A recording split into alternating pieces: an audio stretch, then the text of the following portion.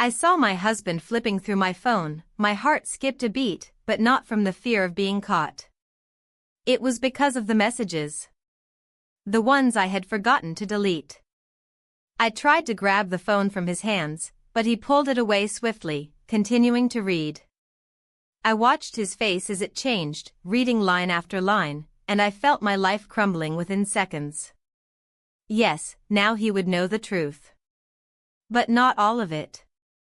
His hands trembled as he flipped further, and I knew this was the moment.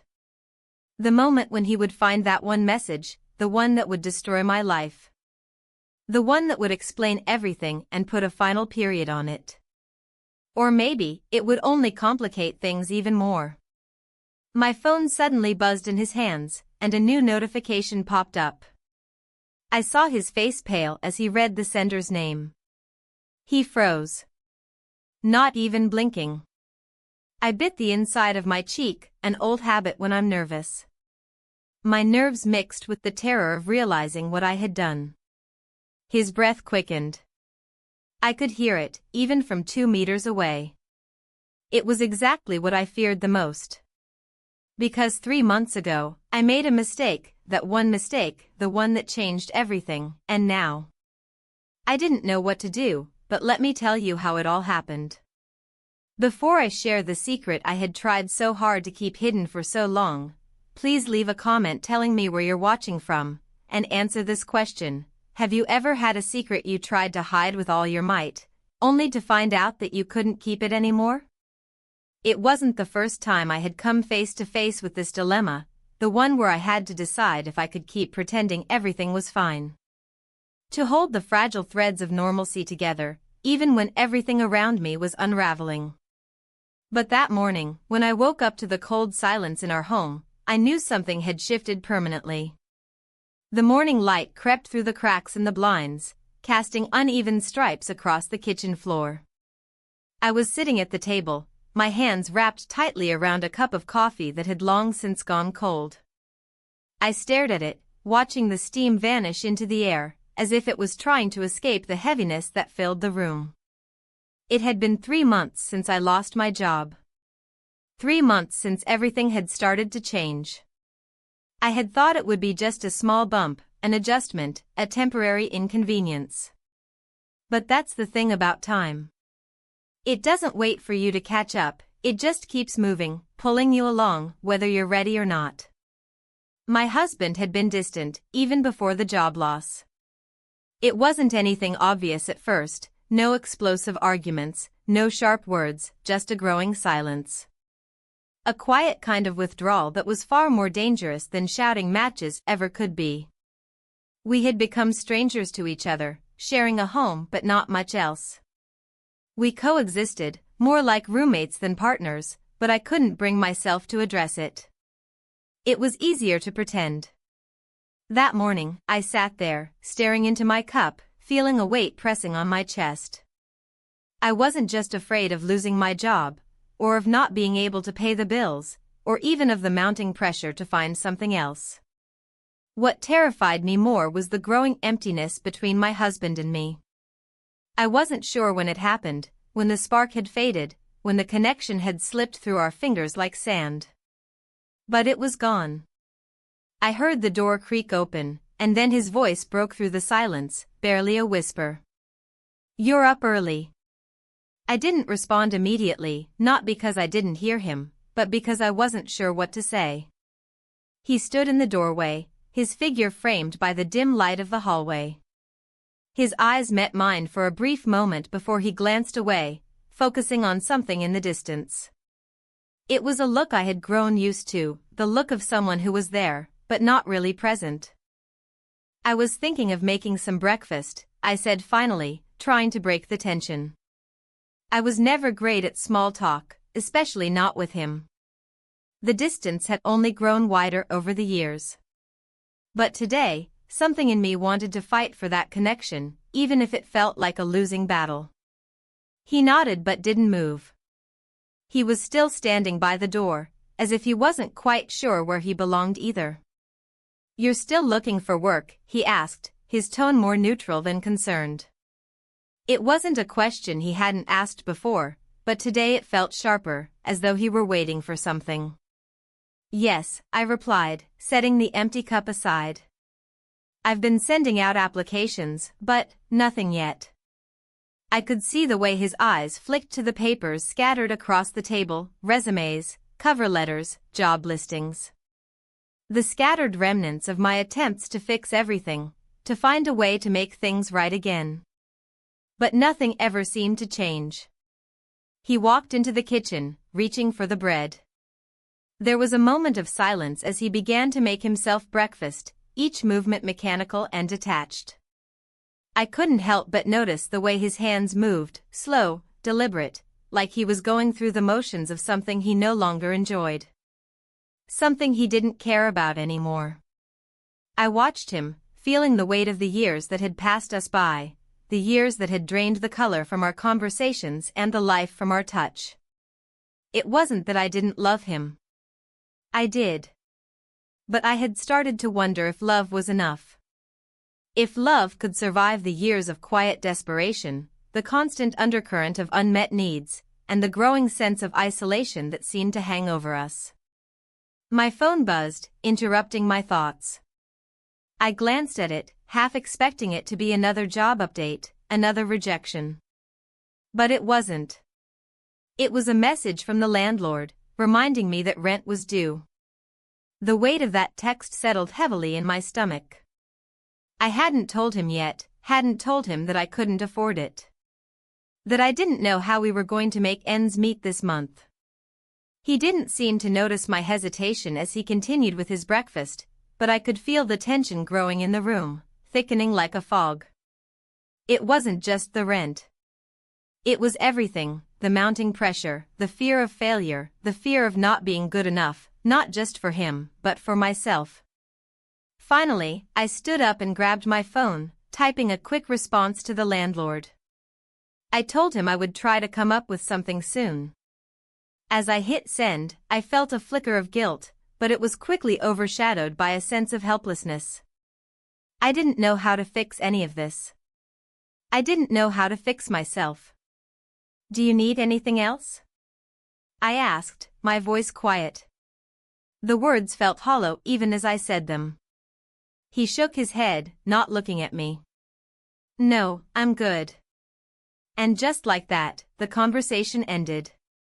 The air between us hung heavy, thick with unsaid words, unasked questions, and unspoken truths. I had never felt more alone in my own home. As I sat back down at the table, I knew something had to change. But I didn't know what, or how. All I knew was that I couldn't keep living like this, stuck in this endless loop of pretense and silence. And as I sat there, staring at the empty cup in front of me, I felt a strange, unshakable certainty. It wasn't just the job. It wasn't just the rent. It was everything. The walls between us had been built so high, and I didn't know if I had the strength to tear them down. But I would have to try. The day stretched out like a heavy curtain, waiting for someone to pull it back and let the light in. I couldn't decide whether I was tired or just numb. I had spent the last few days in this daze, trying to fill the silence with mundane tasks, with the effort of trying to pretend I wasn't sinking deeper into the quicksand of my own loneliness. It was a feeling that crept up on me, slow and insidious, until it was all-encompassing. And yet, in the quiet moments, I could hear the echo of a life I once had, a life that seemed so distant now. I didn't want to admit it, but I was afraid. Afraid of what my life had become. Afraid of facing the truth that had been knocking on the door of my consciousness for weeks now. I had never been the type to shy away from hard truths, but this one was too much. The moment my phone buzzed on the kitchen counter, I knew it wasn't good news. Another rejection. Another closed door. But I couldn't bring myself to check it. I couldn't bear to see the confirmation that I was slipping further away from the world I used to be a part of. I looked over at my husband. He was sitting on the couch, absorbed in his own world. He had been there all morning, his focus seemingly fixed on a documentary on the TV, but I knew he wasn't really watching it. It was just background noise, a distraction. There was a time when we would talk during moments like this. When we would discuss the day's events, laugh about something silly, or even just share the silence together. But that was before. Now, it was just the quiet. A quiet that felt heavier with each passing day. I tried to ignore it, to push it aside and focus on the practical matters. I reached for my phone, finally checking the notification. It wasn't from the job I had been waiting to hear from. It was a message from the landlord. A polite reminder that rent was due. I stared at the message for a long moment, my fingers frozen over the screen. I had been putting this off for as long as I could. The reality of our situation was becoming impossible to ignore. I had no money. No way to pay the rent. And no way to ask my husband for help. The tension in my chest tightened, and I felt the familiar lump rise in my throat. I couldn't breathe. I had no idea how to fix this. How to tell him that I was failing, that I was no longer the woman he had married. I glanced over at him again. He was still staring at the screen, completely unaware of the storm inside me. Part of me wanted to shout at him, to shake him out of his obliviousness. But I didn't. I couldn't. Instead, I simply typed a reply to the landlord. I told him that I was doing everything I could to get the money together, that I would have something for him soon. It wasn't true, but it was easier than facing the truth. As soon as I hit send, the weight on my chest seemed to lift, just a little. For a moment, I felt a strange sense of control, like I had managed to push the problem out of sight. But I knew it was only temporary. The problem would still be there tomorrow, and the next day, and the next. I turned my attention back to my husband. He hadn't moved. His eyes were still fixed on the screen, but there was something different in the way he sat. His posture was rigid, as if he were bracing himself for something. I didn't know what it was, but I could feel it. The tension between us had been building for months, and now, it was thick in the air.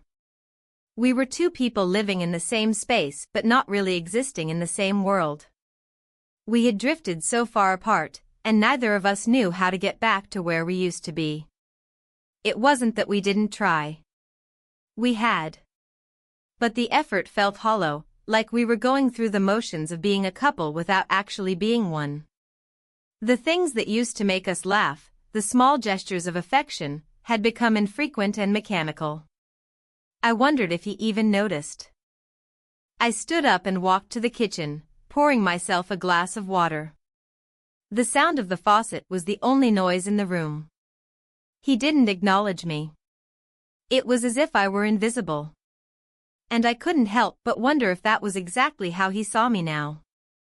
I wasn't angry. I didn't feel anything like that. I just felt small. Like I was fading into the background of his life, becoming a shadow of the woman he had once loved. I turned to face him again. His gaze was still locked on the screen, his expression unreadable. I wanted to say something, anything, but the words wouldn't come. What could I say? How could I explain everything that had been building inside me for so long? I wanted to tell him that I was scared. Scared of losing him. Scared of losing myself. Scared of the way my life had become so uncertain. But I didn't. Instead, I walked back to the table and sat down, my fingers trembling slightly as I picked up the phone again. I had to make the call. I had to tell him. It was time. I dialed the number for the landlord and waited as the phone rang. I could feel the sweat building on my palms, the pit in my stomach growing heavier. When he finally answered, his voice was calm, too calm. Hello? I hesitated for a moment, then said the words I had been avoiding. I won't be able to pay the rent this month. I'm sorry. The silence on the other end of the line was deafening. For a moment, I thought he had hung up, but then he spoke again, his voice softer this time. "That's all right. But I need to know when you'll be able to pay. I can't keep putting it off." I felt the heat rise in my cheeks. He was being kind, but it didn't change the fact that I was failing. That I was out of control. "I'll try to have something for you soon," I said, my voice shaking. We exchanged a few more words, and then the conversation ended. I sat there for a moment, staring at the phone, feeling like a failure. I had no answers. No solutions. Just an empty promise to try harder. I put the phone down and looked at my husband again. He was still sitting there, lost in whatever was on the screen. It was as if nothing had changed. But everything had. I wasn't sure how long I sat there, staring into space, but eventually, I stood up. My body ached with the effort of pretending that everything was fine, of pretending that I wasn't terrified of what was coming. I walked to the window and stared out at the street below. The world outside seemed so distant, so far removed from the chaos in my head. I wondered if I could ever find my way out of this. For a moment, I thought about leaving. Leaving everything behind and starting over. But where would I go? What would I do? The answer was simple: I didn't know. And that was the scariest part of all. I turned away from the window and walked back to the kitchen. My husband was still sitting there, still unaware of the storm that was brewing inside me. I wanted to scream, to tell him everything, but I didn't. Instead, I just stood there, waiting for something to change. Waiting for him to notice me. Waiting for something, anything, to pull us back from the edge. But it never came. The days blurred together. I woke up, went through the motions, and went to bed again, always with the same gnawing sense of dread in my chest. Every morning felt like I was trying to outrun something I couldn't quite see. And every evening, when I sank into the familiar, yet increasingly uncomfortable silence of my home, I wondered how much longer I could keep pretending that everything was okay. My husband, Paul, had become a distant figure in my life.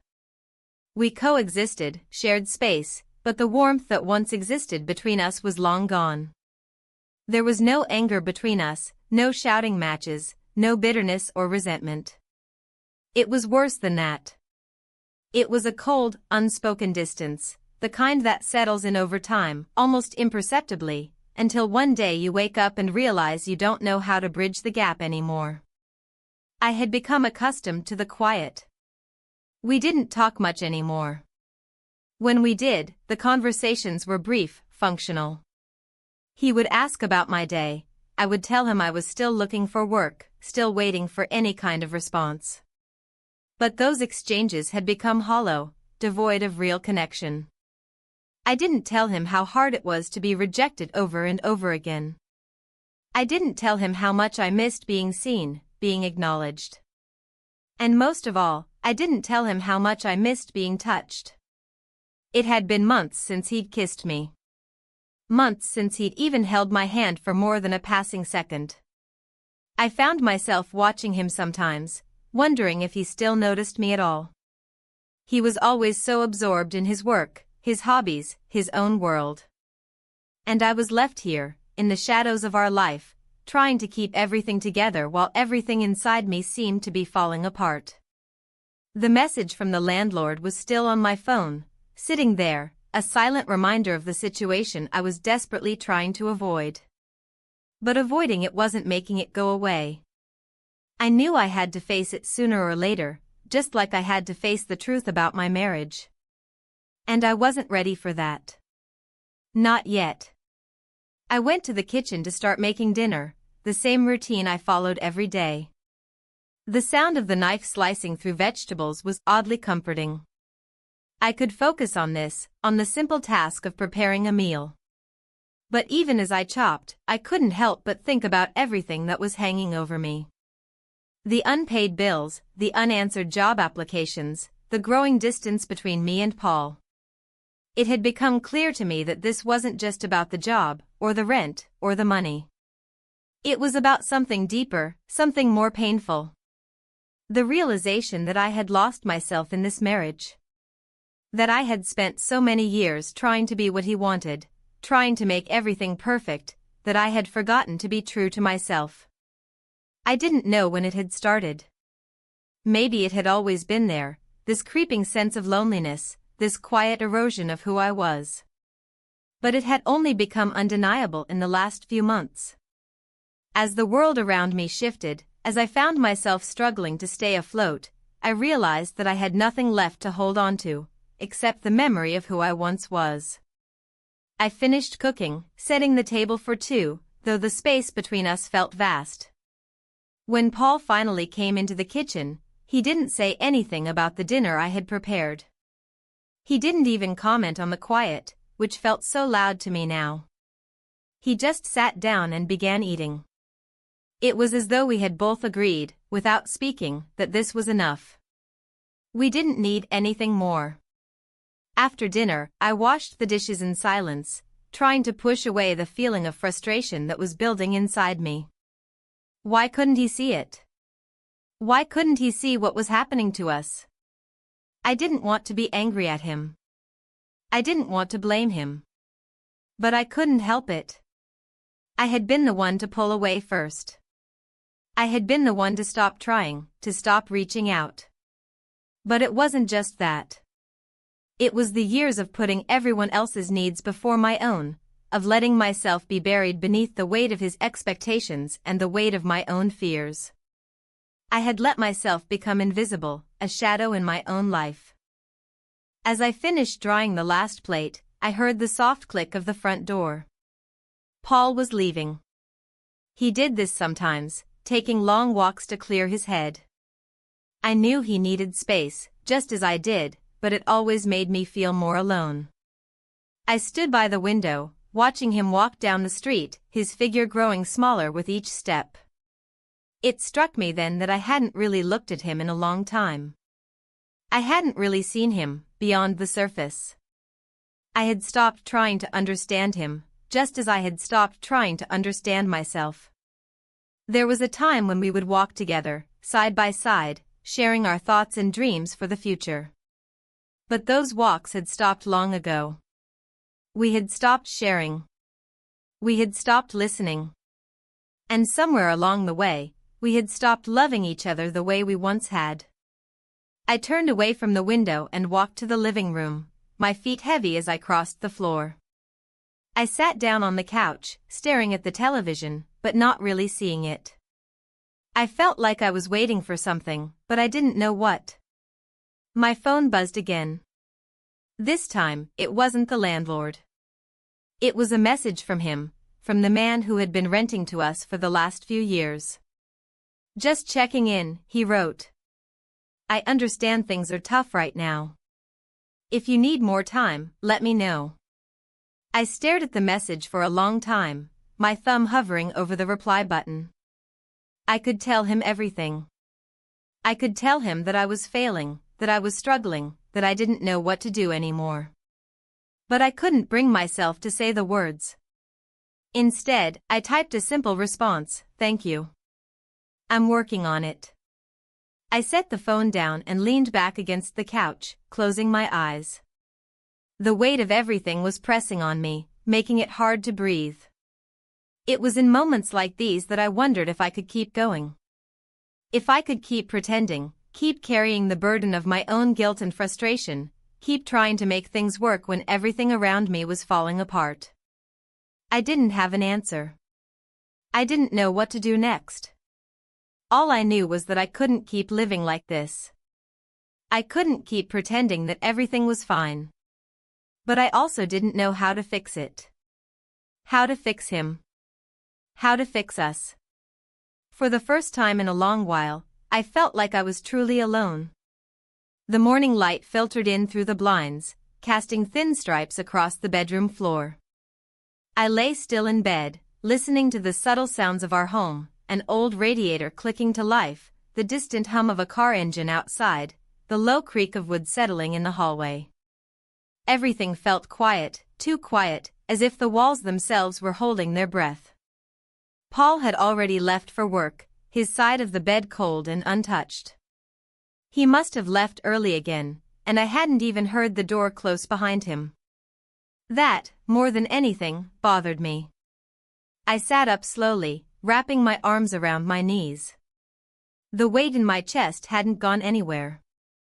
If anything, it had settled in deeper, taking root in places I couldn't reach. I was used to the silence between us now, but that didn't mean it hurt any less. There was a time when mornings were shared, 2 cups of coffee, a few quiet words, a small kiss on the cheek. Now it was just me, day after day, in a space that felt more like a waiting room than a home. After showering and dressing, I sat down at the kitchen table with a bowl of cereal I didn't want. My phone was nearby, screen dark, but I couldn't stop glancing at it. I wasn't sure what I was hoping for. A job offer? A kind word from someone? Maybe even another message from the landlord. At least that would remind me that someone out there was aware I existed. I opened the laptop and stared at the screen for several minutes before forcing myself to type. Another job search. More applications. More quiet rejection letters, if they bothered replying at all. Each one chipped away at my confidence a little more. I wasn't old, not really, but in the job market, I felt like a relic. My experience was too outdated, my skills no longer sharp enough, my energy questioned before I even walked through the door. After 2 hours of searching, I closed the lid. My hands ached from typing, but more than that, my heart ached from the futility of it all. I stepped outside for some air, the chill catching me off guard. The fall breeze cut through my sweater, but I welcomed it. It felt real, at least. Something tangible. I found myself wandering. Not far, just through the neighborhood, past the small park with the rusting swing set, past the closed-down flower shop where I used to buy tulips in the spring. The streets were quiet, and I was grateful for that. I wasn't in the mood to greet anyone or explain why I had so much free time in the middle of the day. Eventually, I turned toward the local library. It wasn't where I used to work, but the air inside was the same, dry, still, filled with that familiar scent of paper and dust. I hadn't planned on staying, but my feet carried me through the shelves like they remembered what it meant to belong somewhere. I found a corner near the back, away from the entrance, and sat down with a book I didn't really intend to read. I don't know how long I sat there, flipping pages without absorbing any of the words. Time moved differently in that quiet. I could almost pretend things were normal. That I wasn't falling apart in slow motion. That I wasn't failing. That I wasn't invisible. Eventually, I noticed movement from the corner of my eye. Someone had entered the aisle, walking slowly. I looked up and recognized the landlord. He had a book in hand, though I doubted he'd found me here on accident. I hadn't even realized he came to the library. He nodded once when our eyes met, a gesture not of surprise, but recognition. We didn't speak. He simply passed by, giving me space, but also leaving something behind with his glance. I couldn't tell what it was, its acknowledgement, perhaps. Or understanding. Whatever it was, it stayed with me even after he disappeared around the corner. A thread of connection, thin but present. By the time I left the library, the sun was lower in the sky. The walk back home felt longer, heavier. I had nothing to show for the day, no progress made, no answers found. Just the same unsettled thoughts swirling in my head. Back home, I changed into something more comfortable, pulled my hair back, and began making dinner. Something simple, rice, roasted vegetables, and leftover chicken. The act of preparing food grounded me, gave my hands something to do. It kept my mind from wandering too far. Paul arrived later than usual. I heard his keys before I saw him. He walked into the kitchen with that familiar tired expression, his gaze sweeping over the counter and the stove before landing on me. "You didn't have to cook," he said, placing his briefcase on the chair. "I know," I replied. "I wanted to." He nodded, then disappeared down the hall to change. When he returned, we ate in near silence. Just the clink of forks on plates, the low hum of the refrigerator. I watched him sometimes between bites, tried to study the lines of his face, the curve of his shoulders, the way he chewed slower now.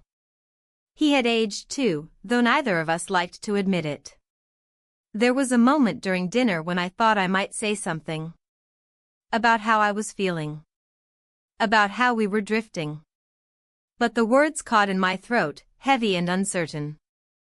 I didn't know how to say it without sounding like I was blaming him. I didn't want to blame him. I just wanted him to see me again. To see that I was still here. After we finished, he cleared his plate and went to the living room. I stayed behind, wiping down the counters slowly, methodically, stretching the moment. I wasn't ready to return to the couch, to the shared silence, to another night spent beside each other but never with each other. Eventually, I joined him, sitting on the far end of the couch. He was watching the news, but I could tell his mind was elsewhere. Mine was too. I glanced down at my hands, noticing the dry skin around my knuckles, the way my wedding ring had grown loose over time. There was a time when that ring felt like a promise. Now it felt like a memory. I looked over at Paul, wondering what he was thinking. Wondering if he ever looked at me and remembered who I used to be. Who we used to be. I wanted to ask, but I stayed silent. Instead, I leaned back, rested my head against the cushion, and let the quiet settle between us once more. Not angry. Not bitter. Just quiet. Still. Waiting. The morning after our quiet dinner passed just like all the others before it, slow, uneventful, and coated in a stillness I had come to recognize as both suffocating and strangely familiar. Paul had already left when I woke. I found his coffee cup still sitting on the counter, the ring of dried espresso inside barely clinging to the porcelain edge. He hadn't washed it. Again. And I hadn't heard him leave. Again. It shouldn't have mattered, and yet it did. That cup, left exactly the way he always left it, told me more about the state of things between us than any conversation could. We weren't fighting. We weren't breaking plates or slamming doors. We were fading. Quietly, politely. Like background noise lowering itself down until it was almost impossible to notice. I sat at the table and stared at that cup longer than I should have. The silence in the kitchen felt like a wall I couldn't get through, so I filled it with movement. I washed the dishes, wiped down the counters, rearranged the drawer with the loose batteries and pens that didn't work. I needed to feel control over something, anything, even if it was only a junk drawer. Once I had exhausted the domestic distractions, I checked my email. More automated responses. More form letters telling me that while my experience was impressive, they had chosen to go with another candidate. I had read that exact phrase so many times, it barely registered now. It was like watching someone mouth the words through glass. You could see the shape of them, but they never quite reached you. I closed the laptop and stood still for a moment, hands resting flat on the table. The light outside had shifted. A pale, cloudy blue. It had rained earlier, and the air still carried that scent of wet pavement and soaked leaves. I grabbed my coat and stepped outside, unsure of where I was going. I found myself walking again, feet following a rhythm they seemed to know better than I did. I passed the same familiar blocks, the same shuttered storefronts, until I noticed the sign for the building's maintenance office. The door was open, the smell of wood polish and old paper lingering in the air. I paused at the threshold. It was a modest space, 2 desks, a bulletin board, tools neatly lined on the back wall.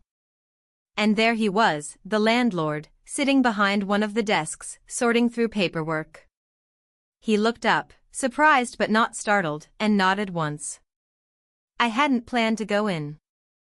I hadn't planned anything, really. But something pulled me forward. Maybe it was the memory of the message he'd sent, the one where he offered more time. Maybe it was just the need to be acknowledged by someone who saw me. He stood when I stepped inside and motioned toward the empty chair across from him. I sat. For a long moment, we didn't speak. The silence between us wasn't the kind I knew at home. It didn't feel like avoidance or indifference. It felt like space. Like room. When he finally spoke, it was quiet, respectful. "You doing all right?" I nodded slowly, though I wasn't sure if it was true. "I know things are hard," he said, no pity in his tone. Just something that felt like understanding. "I'm trying," I said. "I know." Another silence passed. He didn't push. I appreciated that. I didn't want to explain my whole situation, my marriage, my fear of slipping through the cracks of everything I'd built. I just wanted a moment of truth without the need for a story behind it. We didn't talk about the rent. Not directly. He didn't ask when I'd pay. I didn't offer promises I couldn't keep. It wasn't necessary. There was something in the way he looked at me that made me feel seen, not for my shortcomings or my age or my inability to hold on to a job, but as a person. I stood to leave, thanking him with a nod. As I reached the door, he said, "If you ever need to just talk, the door's open." And for some reason, that sentence stayed with me all day. Back home, the hours folded into themselves. I reorganized the linen closet. I repotted a plant.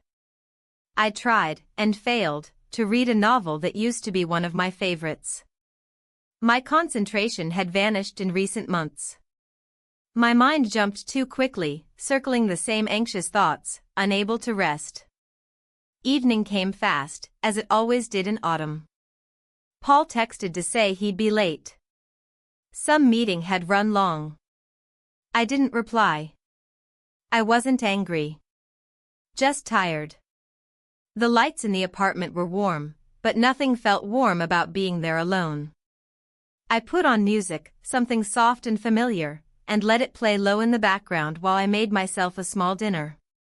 It wasn't much, just roasted vegetables and a slice of bread, but it filled the space on the plate. Later, just as I was settling onto the couch, there was a knock at the door. I wasn't expecting anyone. We didn't have visitors, not since the pandemic, not even family. I opened the door cautiously and saw him standing there, the landlord, holding something small in his hand. "You left these," he said, lifting a pair of work gloves. I didn't remember leaving gloves behind, but I took them anyway. Our fingers brushed briefly in the exchange, and I felt it, a flicker. Not romantic, not dramatic. Just human. A reminder that I was still capable of feeling something. We stood there for a second too long. I should have thanked him and closed the door. But I didn't. I looked up at him, and in that stillness, we acknowledged something neither of us dared to name. Something quiet and true. We kissed. Just once. Then he stepped back without a word and walked down the hallway, leaving me standing in the doorway with the gloves still in my hand and my heart thudding in my chest. It wasn't passion. It wasn't scandal. It wasn't even rebellion. It was recognition. I closed the door slowly, leaned against it, and slid down until I was sitting on the floor, knees drawn to my chest. My thoughts spiraled, not into guilt, but into uncertainty. What had I just done? Why hadn't I stopped it? Why hadn't I wanted to? The sound of the key in the front lock startled me. Paul. I scrambled to my feet, smoothed my sweater, and tucked the gloves out of sight. He walked in with tired eyes and a distracted expression, kissed my cheek absently, and walked into the kitchen without noticing anything different. And maybe that was the worst part. That nothing had changed for him. Not the silence, not the distance, not the fading light in my eyes. But something had changed for me. Something subtle. Something small. Something that whispered, I am still here. The days that followed were quiet, but not in the way they had been before. There was something new under the silence now, something that pressed against the edges of my thoughts like the sound of a clock ticking in an empty room. Time didn't feel like it was standing still anymore, it felt like it was moving, slowly but definitively, towards something I couldn't name. I didn't speak of the kiss. I didn't even allow myself to think of it in full detail.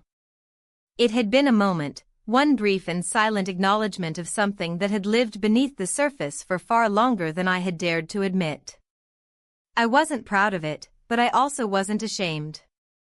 What I felt most was confusion, a kind of quiet unrest that clung to me even when I tried to go about my day as usual. Paul remained distant, as if nothing had changed. He came and went with the same practiced routine, offering the same distracted greetings, the same shallow observations. I noticed now how little he actually saw me. It wasn't new, but in the light of recent events, it felt sharper. Before, the absence of attention had been a dull ache. Now, it stung. On Saturday morning, I decided to clean the bedroom. Not the usual surface-level tidying, but a deep, deliberate sort of cleaning. I emptied drawers, dusted behind the headboard, reorganized the closet. It wasn't about the house, it was about the feeling of being trapped in a space that didn't reflect me anymore. I found old clothes I hadn't worn in years, shoes still in their boxes, scarves I forgot I owned. As I pulled everything out, I realized how much of my life had been stored away, folded into corners I no longer explored. In the back of the closet, behind a row of old coats, I found a shoebox. I recognized it immediately. It was filled with old letters, photos, cards from Paul. Most were from the early years, anniversaries, weekend trips, casual moments when he had left me notes on the kitchen counter or in my coat pocket. I sat on the floor, cross-legged, the box open in front of me, and read through each one. Some made me smile. Others made me ache. We had loved each other once. Deeply. I didn't doubt that. But life had chipped away at us. Small things, left unspoken. Priorities that shifted. Needs that went unmet. And slowly, so slowly that we didn't notice until it was too late, we stopped reaching for each other. I placed the letters back in the box and returned it to the closet. I didn't want to throw them away, but I also didn't want to keep them out in the open. They were a reminder of something real, but something that had changed shape, faded in the light of time and neglect. That afternoon, Paul returned home unexpectedly early. I heard his footsteps in the hallway and quickly brushed my hair back, not sure why I felt the need to compose myself. He entered the room holding a small brown paper bag and set it on the kitchen counter. I picked up dinner, he said simply. We ate quietly at the table, the food lukewarm and tasteless. I watched him, studied the way he moved, the way he avoided my eyes. Something about the air between us felt different, not just strained, but alert, like we were both aware of something we weren't ready to discuss. After dinner, he lingered in the kitchen, leaning against the counter. I continued washing dishes, the water warm against my hands. He spoke suddenly, his voice low. You've been quiet lately. I looked over at him, unsure how to respond. He wasn't accusing me. He wasn't even curious. It was just a statement, a simple observation made by someone who hadn't been listening for a long time. So have you, I said, returning my gaze to the sink. He nodded, and the silence stretched again. Later that evening, I sat in the living room with a book open in my lap, not reading, just letting my eyes rest on the pages while my mind wandered. Paul sat across from me, flipping through channels, stopping now and then but never staying long on one. Eventually, he landed on a documentary about architecture and left it playing. I noticed how far we sat from each other. Not just physically, but emotionally. It was the kind of distance you didn't bridge with words alone. It required something more, something we hadn't offered each other in a long time. When the show ended, Paul stood and stretched. He looked at me for a moment, as if about to say something, but changed his mind. Then he disappeared down the hall. I remained in the living room, listening to the sound of the shower running. When the water stopped, the silence returned, wrapping itself around me like a familiar blanket. I sat there, still, breathing deeply, trying to understand the choices I had made and the ones I had yet to make. The next morning, I rose early and made coffee. I stood by the window as the sky turned from gray to a muted gold. The streets outside were quiet, the trees swaying gently in the wind. It felt like the world was waiting for something. Paul appeared in the doorway behind me. His hair was still damp from the shower, and he wore the sweater I had given him last Christmas. "I'm heading out for a bit," he said. I nodded. "Okay." He grabbed his keys and coat, and within moments, the door closed behind him. I listened to the fading echo of his footsteps, and then the building was quiet again. Without thinking too much, I found myself walking to the maintenance office. I didn't have a reason, not a practical one. I just wanted to move, to step outside the confines of my thoughts and my routines. I wanted to be reminded that I wasn't entirely invisible. The door to the office was closed, but the light inside was on. I knocked softly, and a moment later, it opened.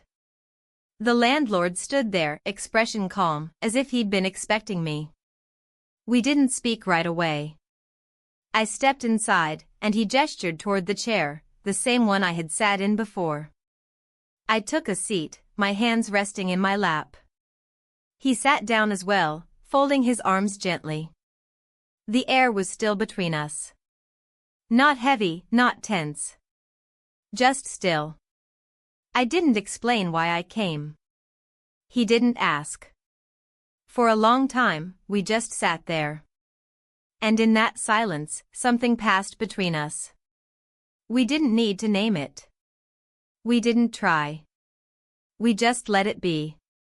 The hours between late afternoon and early evening always carried a peculiar kind of stillness. Not quite the end of the day, not quite the beginning of rest. It was in that space, neither here nor there, that things often shifted in subtle, irreversible ways. I felt it that day, more strongly than ever before. A quiet humming beneath the skin. A heaviness that wasn't sadness exactly, but something slower, deeper. A kind of quiet recognition. I had spent most of the morning moving through the apartment like a ghost. Folding laundry I didn't remember washing, wiping counters that were already clean, standing at the window with a cup of coffee gone cold in my hand. I couldn't name what I was waiting for, but I knew I was waiting for something. For someone. For a moment to rise and meet me. Paul had left before sunrise. He didn't wake me. I only knew because his side of the bed was cold when I rolled over, and the hallway smelled faintly of his cologne. He hadn't left a note, hadn't sent a message. But that wasn't new. He often slipped out without a word, without a shape left behind to fill the space he vacated.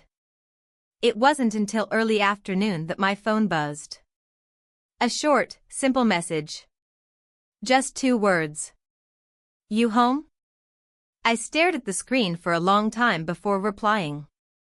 My fingers hesitated over the keyboard, not because I didn't know what to say, but because I did. I typed back only one word, yes. I didn't ask why he was asking. I didn't need to.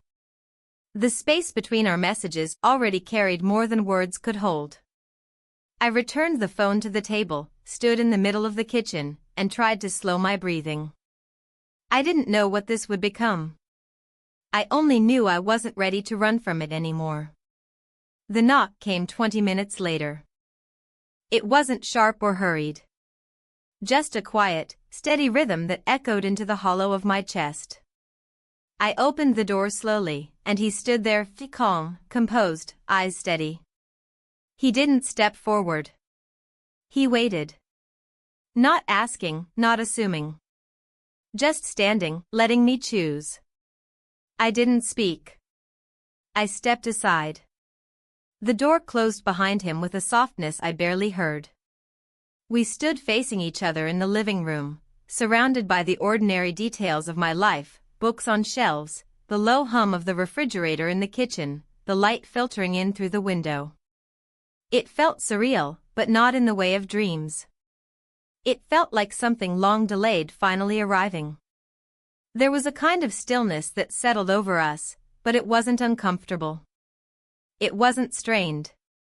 It was a pause. A breath. The kind of silence that holds space for something real. I offered him coffee without speaking, out of habit more than anything. He declined with a small shake of his head. I nodded once and set the mug back on the counter. And then we stood there, not moving, not speaking, with the kind of shared awareness that no conversation could replicate. I don't know who closed the distance first. I only know that in the next moment, the space between us was gone. And then we spent the night together. It happened like a quiet sentence spoken at the end of a long paragraph. Without fanfare. Without question. Not out of desire alone, but out of something more honest, an aching need to be seen, to be held, to be reminded of who we were beneath the silence, beneath the routines, beneath the years that had slowly erased so much. It wasn't an act of betrayal. At least, it didn't feel that way. Not in that moment. What it felt like was a return. Not to someone else, but to myself. For the first time in a long time, I didn't feel invisible. I didn't feel small. I didn't feel like I was standing on the sidelines of my own life, waiting for someone to notice I was still here. Afterward, the apartment was silent again. But it wasn't the same silence. This one didn't feel heavy or empty. It felt full. As if the air had shifted, as if something had been acknowledged, answered.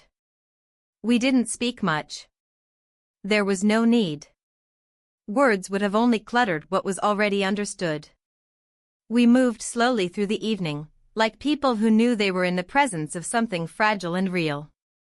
Something that didn't need to be named to be felt. He left before dawn. There was no drama in his leaving. No need to say what we both knew. He looked at me before stepping out the door, and I looked back. And in that moment, I felt a strange kind of peace. Not resolution, not clarity, just the quiet relief of not pretending anymore. When the door clicked shut behind him, I remained in the same spot for a long time. I didn't cry. I didn't feel guilt in the way I thought I might. I felt something far more complicated. I felt present. Paul returned that afternoon.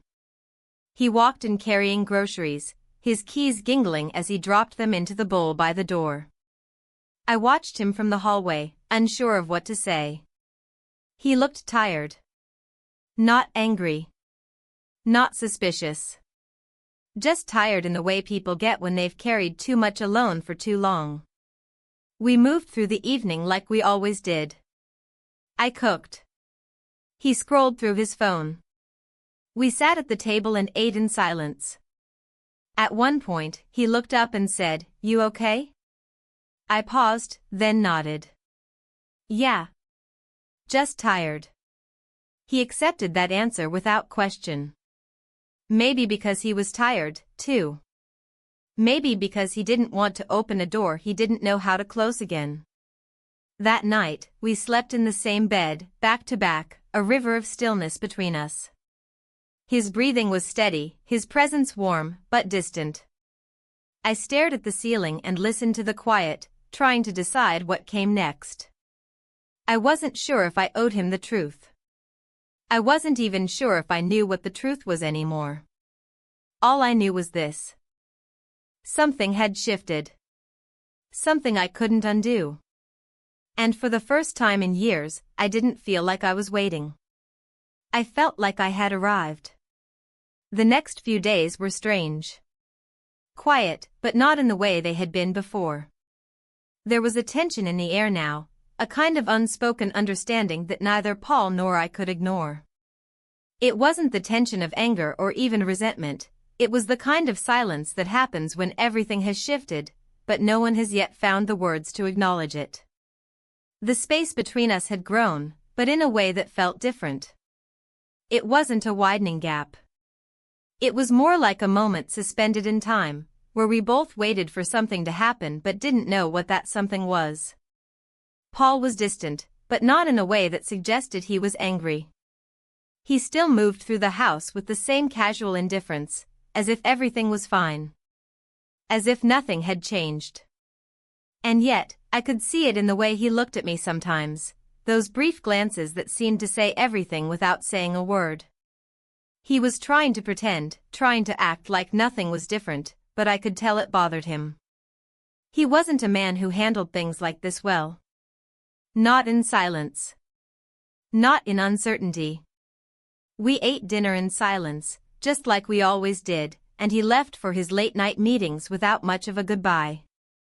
I couldn't shake the feeling that we were both playing a role in a story we didn't understand, trying to keep the routine intact while something deeper shifted beneath the surface. I didn't know what I was waiting for. I didn't know if I was waiting for him to confront me, to ask me what had happened, to talk about everything that had gone unsaid between us.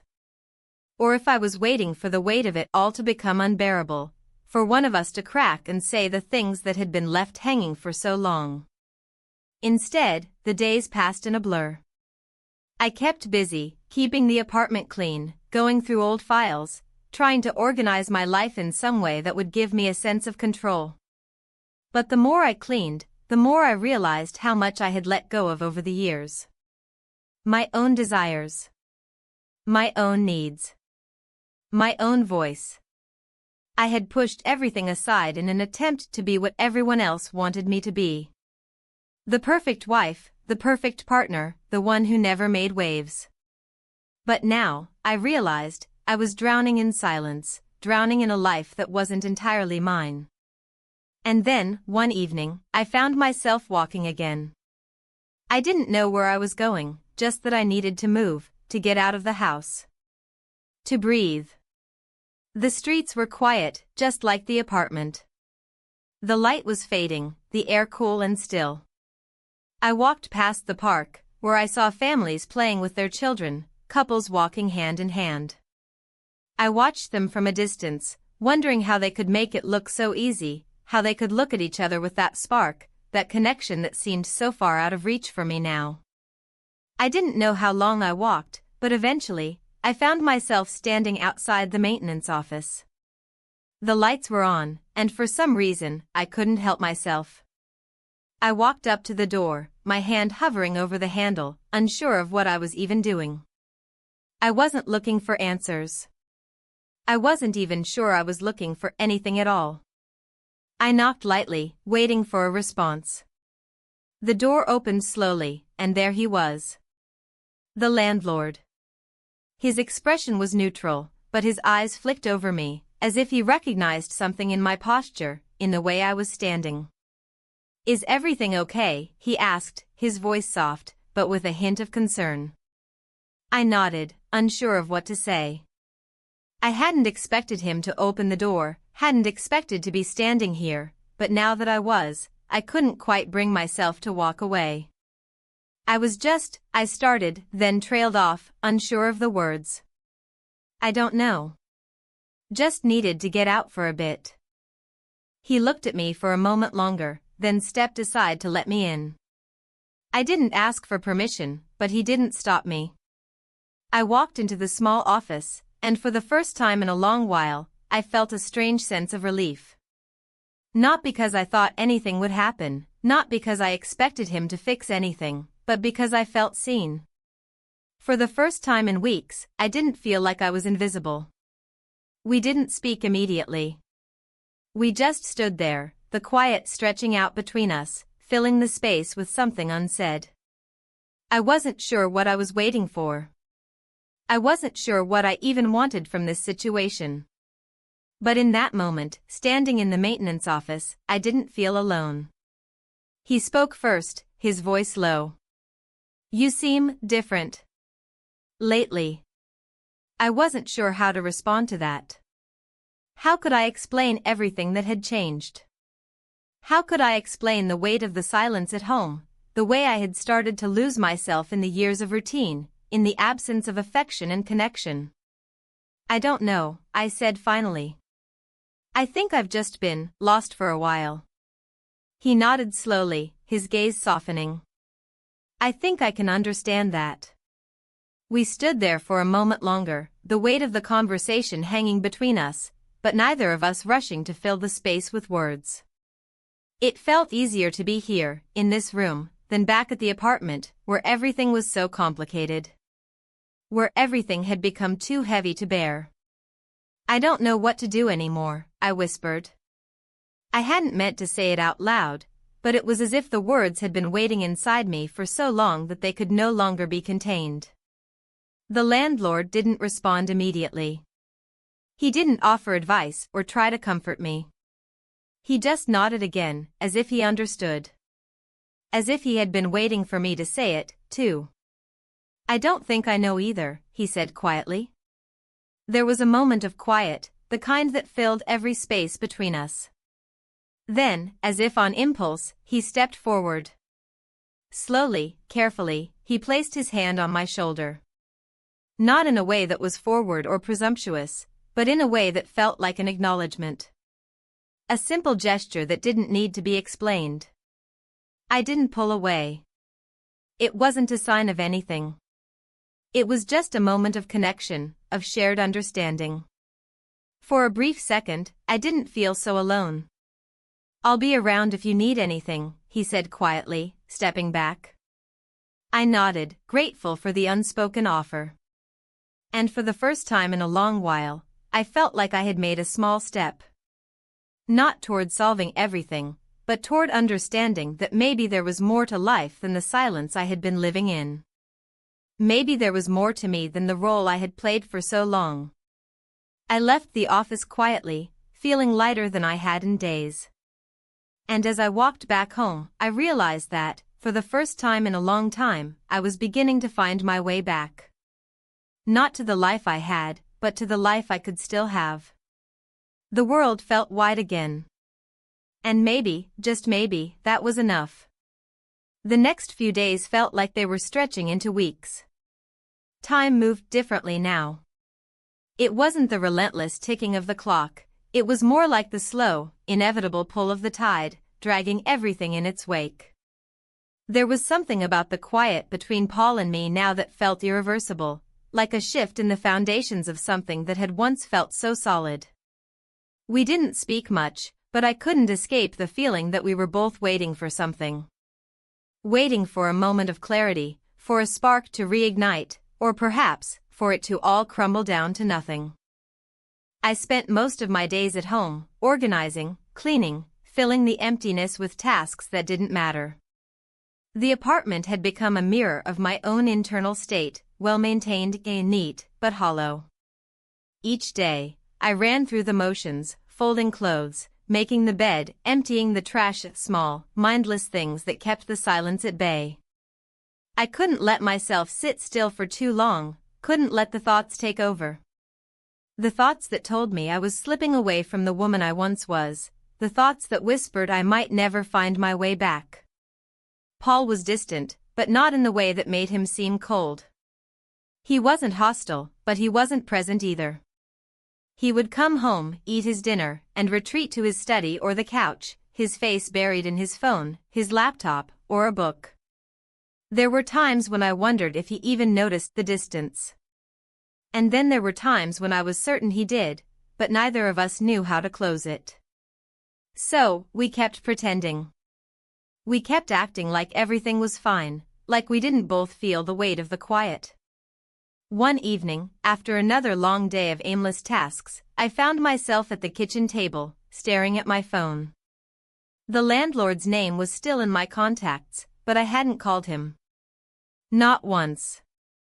It was funny, in a sad way, how easy it had been to fall into the same routine with him.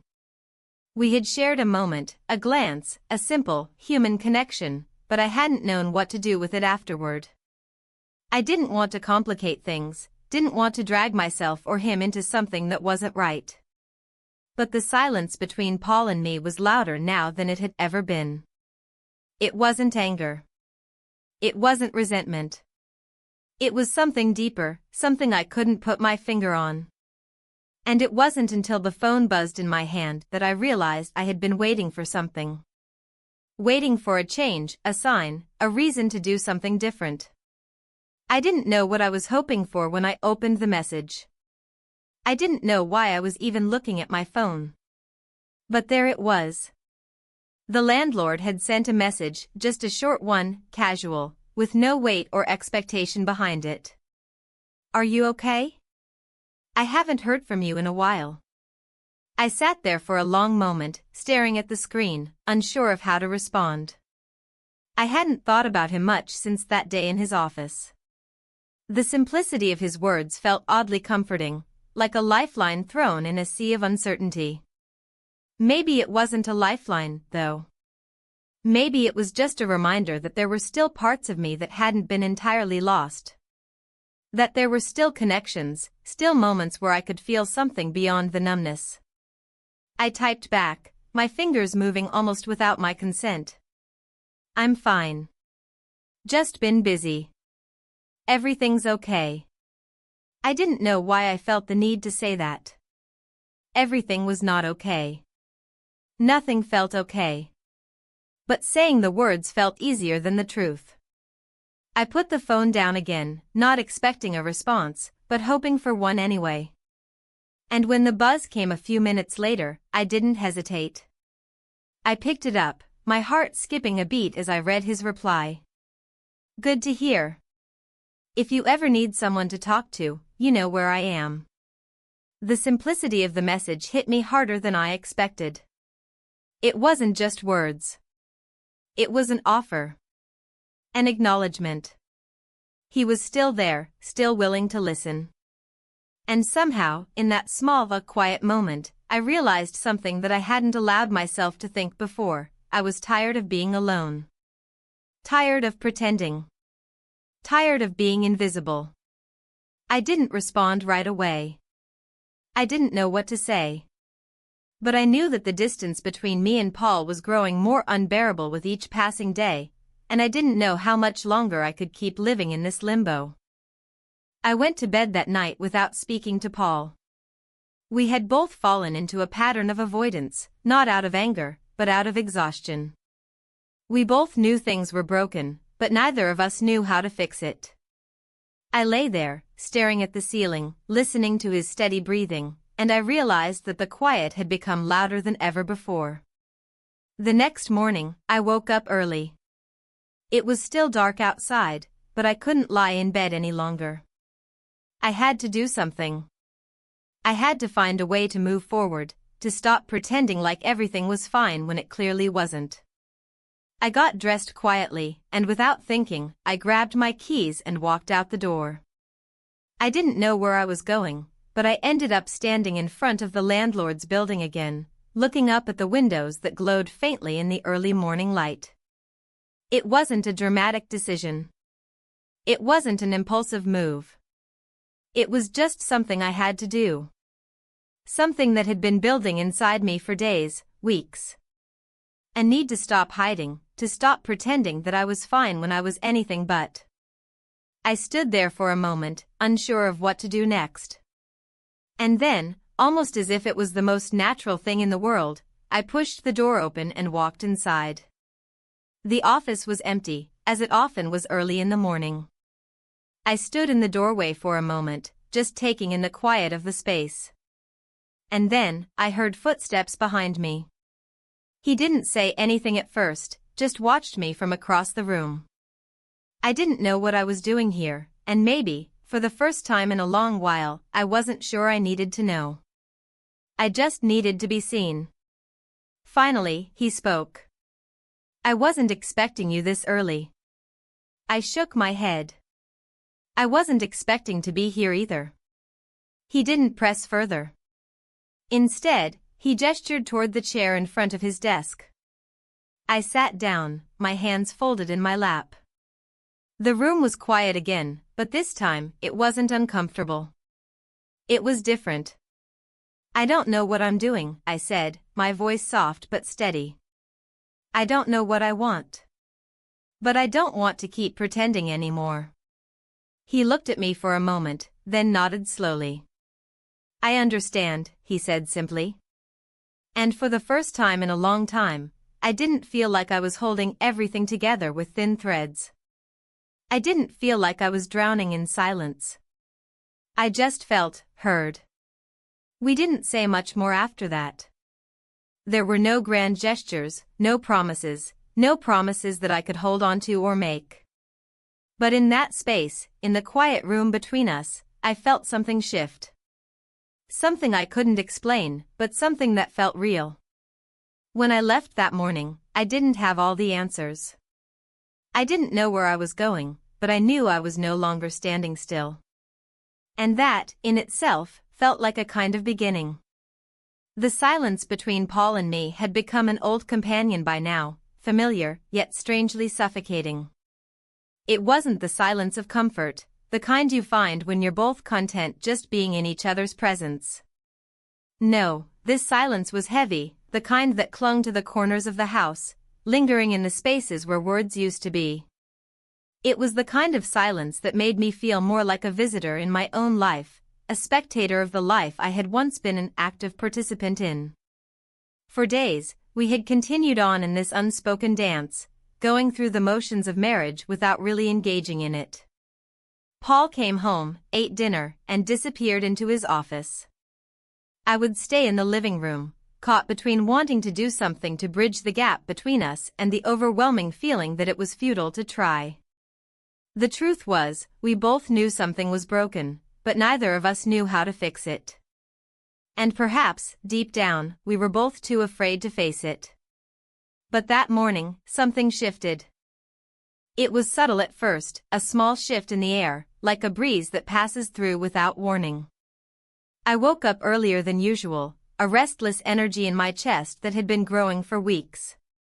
The usual morning routine felt mechanical, but today, it felt different. I couldn't ignore the feeling that something had to change, that I couldn't keep living in this suspended state. I had spent so much time waiting for someone else to make the first move, to break the silence, but it had become clear to me that no one was coming to fix it. The change had to come from me.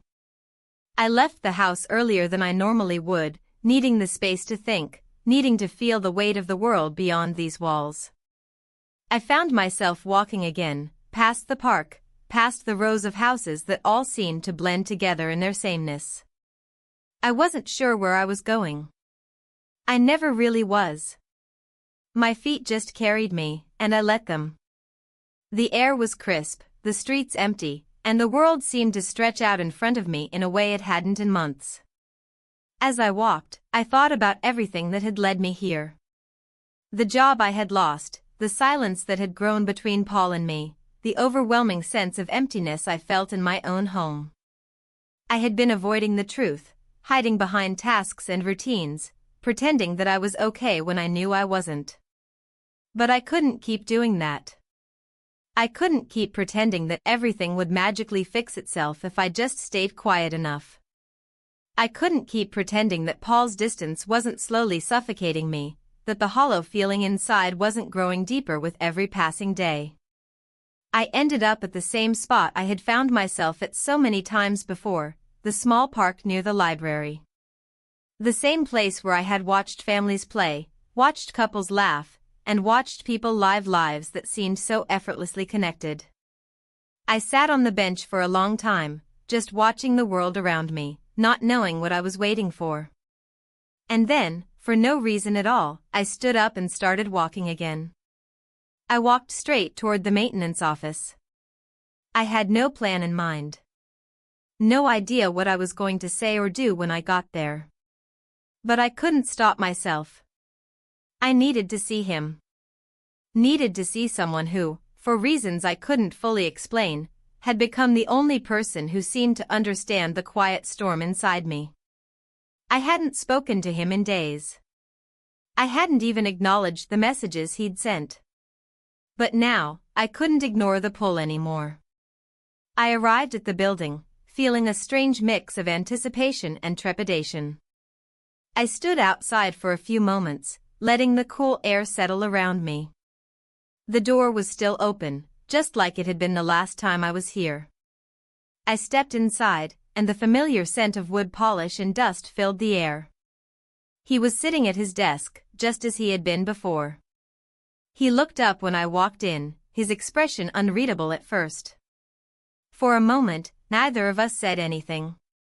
It was as if we were both waiting for the other to speak first, as if we both knew that something important was about to happen, but neither of us knew how to start. Finally, he stood up and walked toward me. There was no hurry in his movement, just a calm, deliberate pace.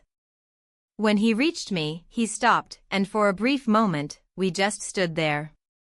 I could feel the weight of his gaze on me, but it wasn't judgmental or intrusive. It was just there. Quiet, steady, waiting for me to say something. I opened my mouth, but nothing came out at first. I had so many things I wanted to say, so many thoughts swirling in my mind, but the words felt trapped, as if they were too big to fit through my mouth. I took a deep breath, trying to find my voice. "I'm sorry," I said, my voice barely a whisper. I didn't even know why I said it, but it felt right. It felt like the first real thing I had said in a long time. He didn't respond right away. He just nodded, his expression softening. "You don't have to apologize," he said quietly. "Not to me." His words caught me off guard. It wasn't what I had expected. It wasn't what I had been prepared for. But in that moment, it felt like everything had shifted. The heaviness, the suffocating silence, all of it seemed to fall away, replaced by something else. Something lighter. Something real. "I don't know what I'm doing," I said, my voice stronger now. "I've spent so much time hiding from the truth, hiding from what's really going on. I don't know how to fix it." "You don't have to fix everything," he said, his voice steady. "Sometimes, you just have to let things be." His words echoed in the stillness of the room. I had been trying to fix everything for so long, my marriage, my job, my life, that I had forgotten how to just be. To just exist in the moment without trying to control it, without trying to make it perfect. "I'm tired," I whispered, more to myself than to him. "I'm tired of pretending." He didn't say anything. He didn't need to. His presence, his quiet understanding, was enough. For the first time in a long time, I didn't feel the need to explain everything, to justify my feelings. I didn't feel the need to apologize for the things I had done or the things I had left unsaid. I just stood there, in that moment, and let it all sink in. I didn't know what was going to happen next. I didn't know what the future held for me or for Paul. I didn't even know if I was ready to face all the things I had been avoiding. But for the first time in months, I felt like I was no longer running from myself. And that, in itself,